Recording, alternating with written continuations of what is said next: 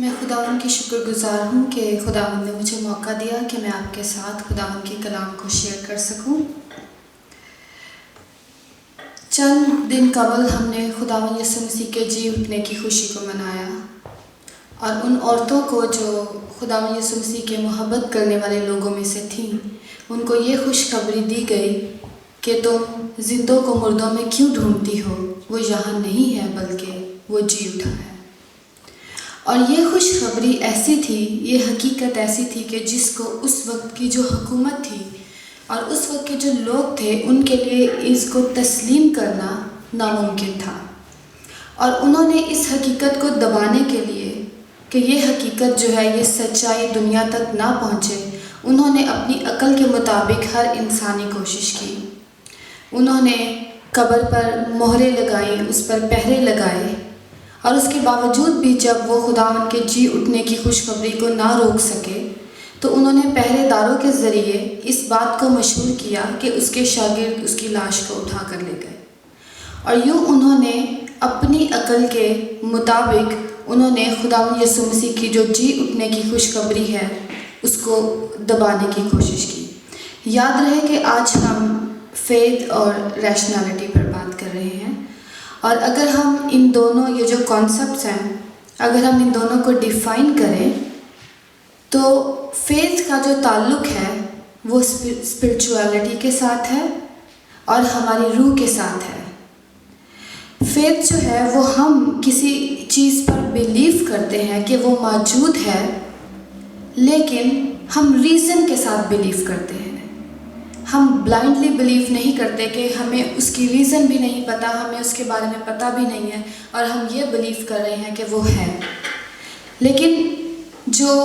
Rationality ہے اس کا تعلق جو ہے وہ ریزن کے ساتھ ہے، وہ حقیقت کے ساتھ ہے کہ وہ چیز جو ہمیں نظر آ رہی ہے اور ہم اس کو دیکھ کر اس پر بیلیو کرتے ہیں۔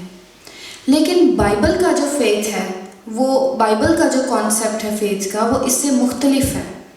جو بائبل کا کانسیپٹ ہے، جو بائبل کا فیتھ ہے، وہ irrational نہیں ہے۔ ہم سچائی کے مطابق ہمیں جو مسیح کی طرف سے تعلیم دی گئی اس حقیقت کے مطابق ہم اپنے ریشنلزم میں سے گزر کر ایک فیتھ کا لیپ لیتے ہیں، اور اس کے بعد ہم خداوند یسوع مسیح کو قبول کرتے ہیں۔ آج ہم یہ جو متی کی انجیل ہے اور اس کے 16 باب اور اس کی 1 سے 4 آیت تک ہم اس پر غور کریں گے آج۔ 16 باب اس کی 1 سے 4 آیت تک یہاں پر یوں لکھا ہے کہ پھر فریسیوں اور صدوقیوں نے پاس آ کر آزمانے کے لیے اس سے درخواست کی کہ ہمیں کوئی آسمانی نشان دکھا۔ اس نے جواب میں ان سے کہا، شام کو تو تم کہتے ہو کہ کھلا رہے گا کیونکہ آسمان لال ہے، اور صبح کو یہ کہ آج آندھی چلے گی کیونکہ آسمان لال اور دھندلا ہے۔ تم آسمان کی صورت میں تو تمیز کرنا جانتے ہو،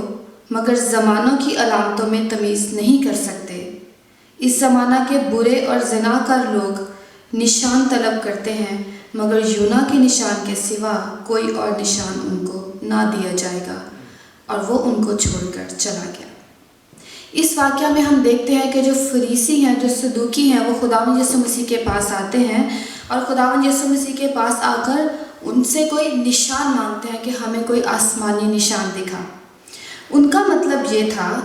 کہ وہ خداوند یسوع مسیح کے مسیح ہونے کی جو حقیقت ہے، اور خداوند یسوع مسیح جو اپنے آپ کو خدا کا بیٹا کہتے تھے، وہ اس حقیقت کو مانتے نہیں تھے، وہ شک کرتے تھے، اور جس کی وجہ سے وہ خداوند یسوع مسیح سے نشان مانگ رہے تھے کہ ہمیں کوئی آسمانی نشان دکھا،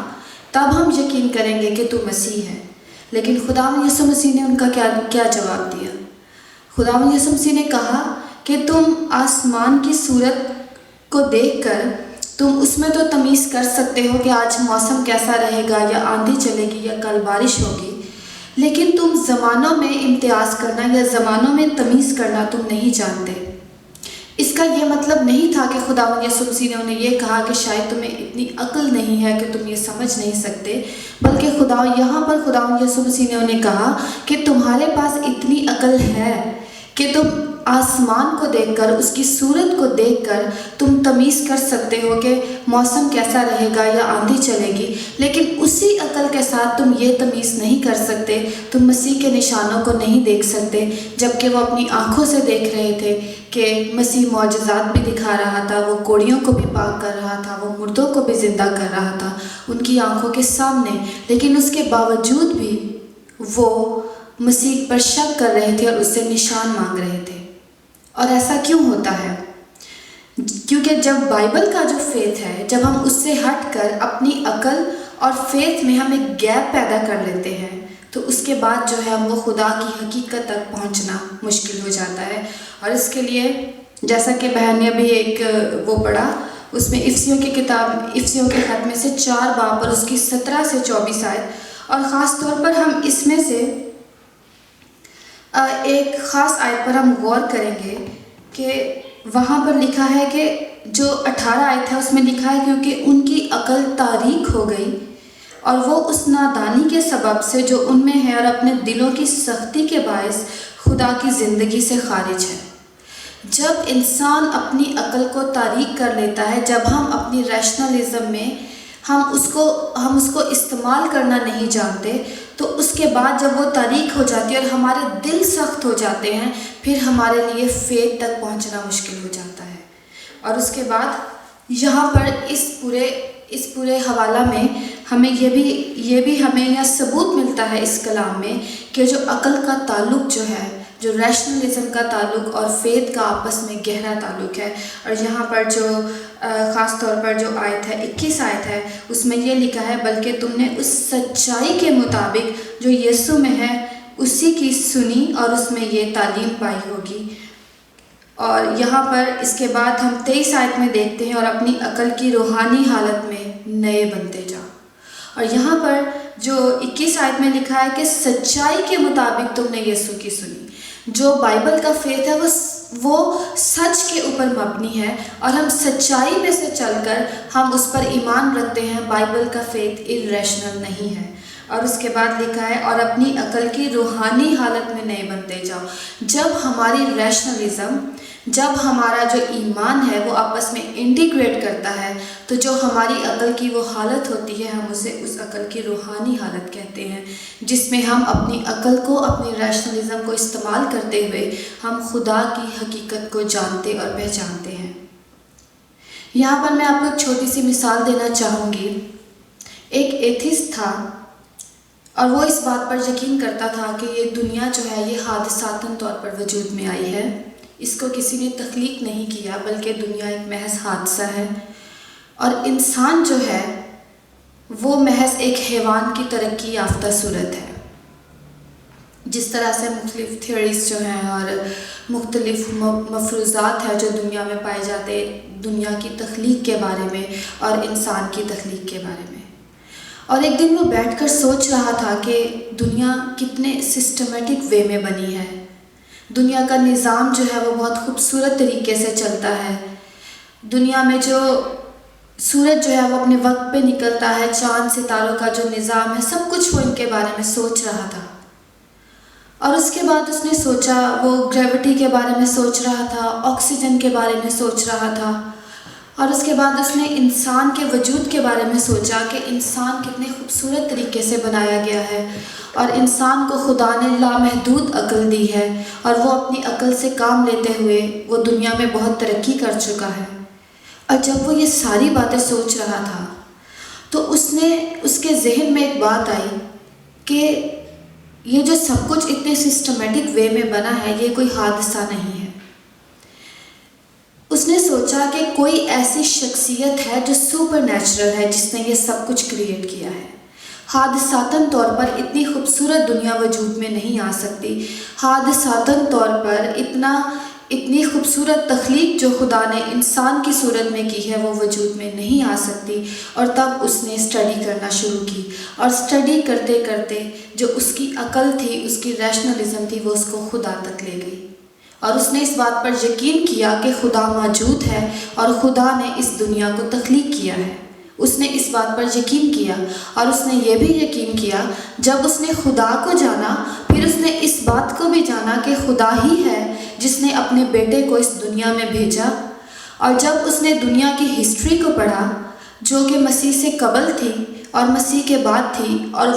مسیح سے قبل جو دنیا تھی اس دنیا میں اور مسیح کے بعد والی دنیا میں کیا فرق تھا، اس نے وہ دیکھا، اور اس نے اپنی عقل سے کام لیا کہ مسیح نے آ کر اس دنیا کی تاریخ کو 2 حصوں میں تبدیل کیا۔ اور اگر ہم مسیح سے جو قبل وقت ہے ہم اس کو دیکھیں تو اس میں ہمیں صرف مظالم نظر آتے ہیں، بادشاہوں کی حکومت نظر آتی ہے، کہیں کوئی فریڈم نظر نہیں آتی، ڈیموکریسی نظر نہیں آتی۔ لیکن اس نے عقل سے کام لیا کہ یہ مسیح کے آنے کے بعد ہی، یہ جو ماڈرن ورلڈ ہے یہ مسیح کے آنے کے بعد ہی وجود میں آیا، اور یہ جو ہمیں فریڈم ہے، یہ جو ہم ڈیموکریسی کی دنیا میں رہتے ہیں، یہ ہمیں مسیح سے ہی ملا ہے۔ اور پھر اس نے اس بات کا یقین کیا کہ وہ خدا ہی ہے جس نے مسیح کو اس دنیا میں بھیجا ہمیں یہ آزادانہ زندگی دینے کے لیے۔ اور پھر وہ مسیح کی قربانی پر ایمان لایا، اور وہ اس بات پر ایمان لایا۔ اس نے کسی پریسٹ کا سرمن نہیں سنا، اس نے کسی کی ٹیسٹمنی سے متاثر نہیں ہوا، بلکہ اس نے اپنی ریشنلزم سے کام لے کر اس نے اپنے ایک فیز کا لیپ لیا اور اس نے خداوند یسوع مسیح کو قبول کیا۔ اور یہاں سے ہمیں پتہ چلتا ہے کہ جو بائبل کا جو فیتھ ہے وہ irrational نہیں ہے۔ ہم آنکھیں بند کر کے خدا پر یقین نہیں کرتے، کیونکہ یہ ریزن ہے کہ ہم خدا پر یقین کرتے ہیں۔ آج ہم اگر دنیا کی تخلیق کا واقعہ دیکھیں یا ہم انسان کی تخلیق کا واقعہ دیکھیں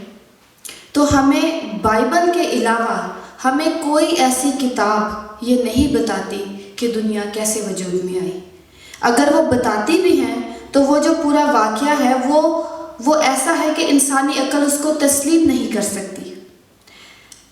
ہم سائنس کی باتوں پر آنکھیں بند کر کے یقین کرتے ہیں۔ سائنس نے ہمیں بتایا کہ یہ جو دنیا ہے یہ گول ہے اور دنیا کا ایک سسٹم ہے، اور سورج کے گرد جو ہے وہ 9 سیارے جو ہیں وہ گردش کرتے ہیں۔ یہ ہمیں سائنس نے بتایا، ہم میں سے کسی نے جا کر نہیں دیکھا۔